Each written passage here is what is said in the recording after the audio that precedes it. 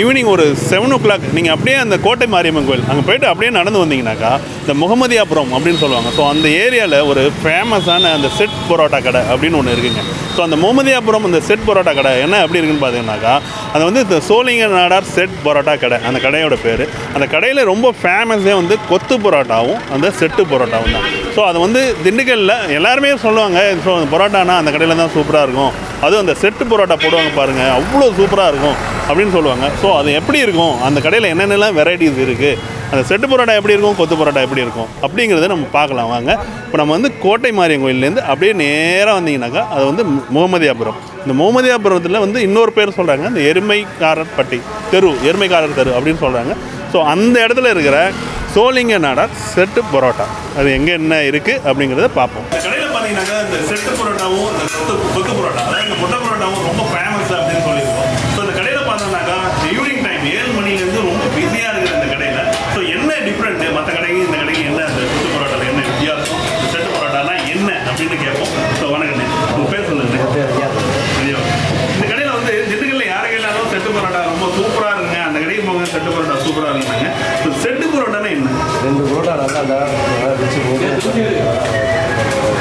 Okay, அது எப்படி இப்போ என்னென்ன சேர்க்குறீங்க? சும்மா மைதா மாவு ஓகே நல்லா வரலாம்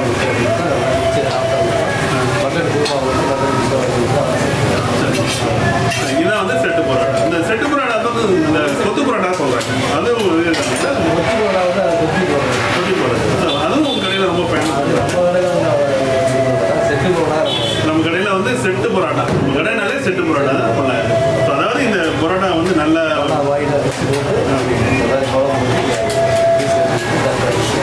இதோட ப்ரைஸ் எவ்வளோங்க?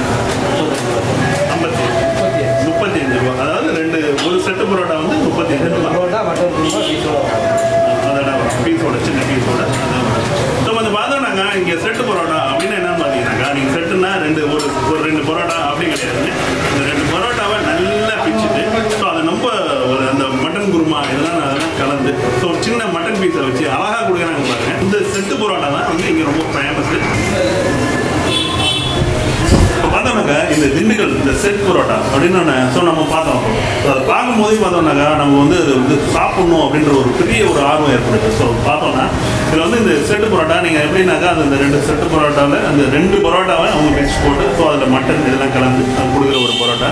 ஸோ இது பார்க்கும்போதே பார்த்தோம்னாக்கா ரொம்ப அப்படி ஒரு எப்படி சொல்கிறது, அது நல்லா ஒரு நல்ல ஒரு பிச்சு போட்ட அந்த ஒரு கிரேவி எல்லாம் கலந்த ஒரு இதாக இருக்குது. ஸோ அதோட ஸ்மெல் அப்படின்னு பார்த்தோம்னாக்கா ரொம்ப இதாகவே இருக்குது, நல்லா இருக்குது. அடுத்து பார்த்தோம்னாக்கா டேஸ்ட்டும் ரொம்ப சூப்பராக இருக்குது.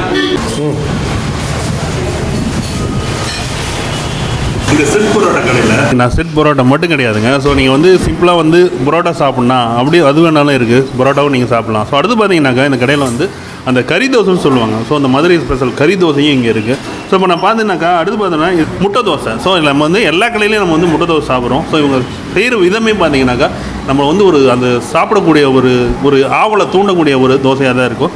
ஸோ பார்த்தீங்கன்னா இதில் வந்து அவங்க முட்டையை வந்து டைரெக்டாக வந்து மாவில் ஊற்றுறது கிடையாது, அவங்க மிக்ஸ் பண்ணி ஸோ அது ஊற்றுறாங்க, அது ரொம்ப நல்லா இருக்கும்.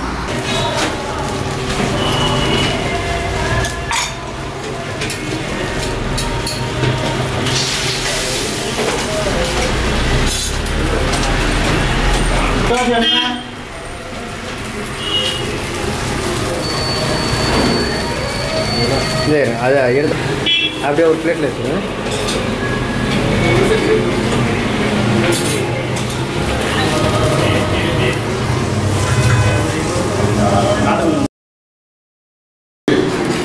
ஸோ திண்டுக்கல் வந்தீங்கன்னா மறக்காமல் இந்த செட்டு பரோட்டா கடைக்கு வந்து சாப்பிட்டு பாருங்கள்.